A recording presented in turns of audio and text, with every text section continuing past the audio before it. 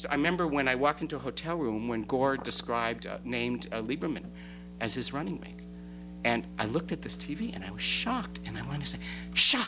I hadn't heard that since I was 5 years old. Where did that come from? And you know, I wasn't born in Neustadt. I grew up in Beverly Hills, 95% Jewish. You grew up in Neustadt. I don't think I met someone who wasn't Jewish until I went to Harvard. I said, "Who are these people with the wreaths on the door?" It's like very strange. I never experienced or never thought of myself experiencing anti-Semitism. I don't know, but there it was. It came right out of me. It was inside there, someplace, lurking in the DNA, in the something, this notion of vulnerability, being exposed. And I want to say, if that's what you're feeling, you're going to look at the law as a means to protect yourself. You're going to want to master the power that would protect the group of which you're a member, even though that membership has no discrete content that you can name. Even though you can't say, "I'm Jewish and therefore this is how I pitch the ball," to use Sandy Koufax, to use Sandy's allusion to Sandy Koufax.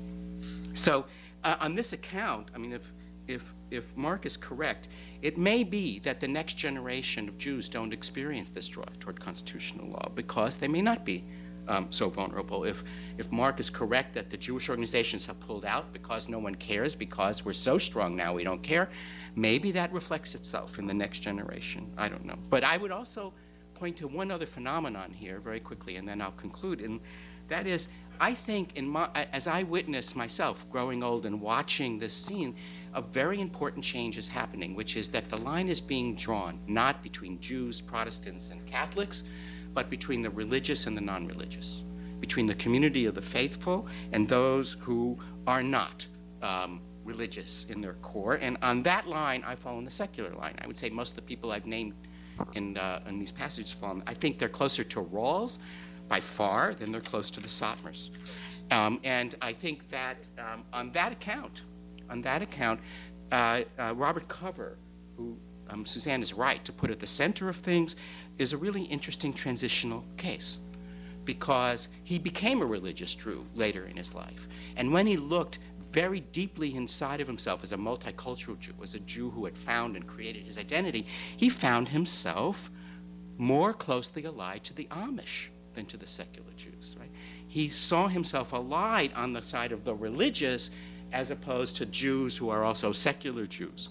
And Cover is, I think, a transitional figure, because even though he did that, he struggled with all his might to generalize and apply application to the insights that he had found inside himself, looking at the religious part of himself. And one of the contributions Suzanne has made to our scholarship here is to show how much violence that required him to do to the Jewish sources that he was trying to explain, because you really, that's a bridge you can't just hop across.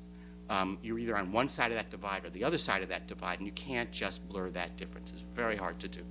So that's one set of questions about why you have this overrepresentation. Second question is, do they pitch the ball any differently? Does constitutional law look any different? That is done by Larry Tribe and Frank Michelman and Sandy. And I don't. The answer to that, I feel very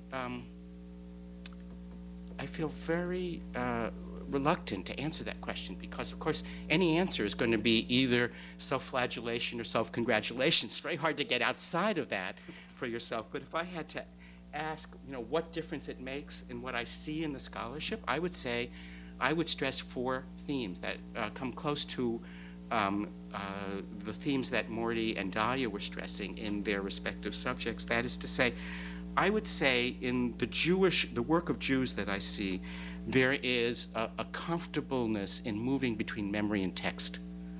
That there is the power of the text, which illuminates a memory, which in turn illuminates a text.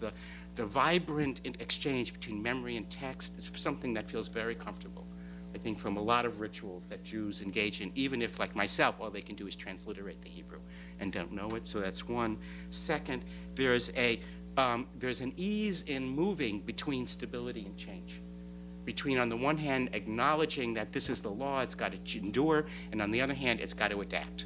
And that's a paradox, but Jews In the rituals that I saw, you know, now you have an orange on the Seder table. You didn't used to have an orange on the Seder table.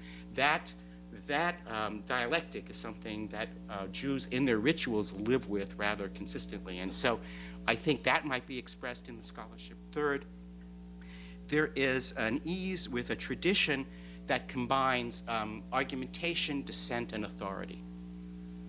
That is, there's this notion that something is authoritative and fait at the same time. Both of those things simultaneously, a combination of I'm arguing with you, and I'm arguing with you because there's an authority, because it matters, and I respect authority at the same time as I insist on my right to dissent. That combination, which is a peculiar one if you think about it, is something that I think Jewish constitutional lawyers tend to be very comfortable with.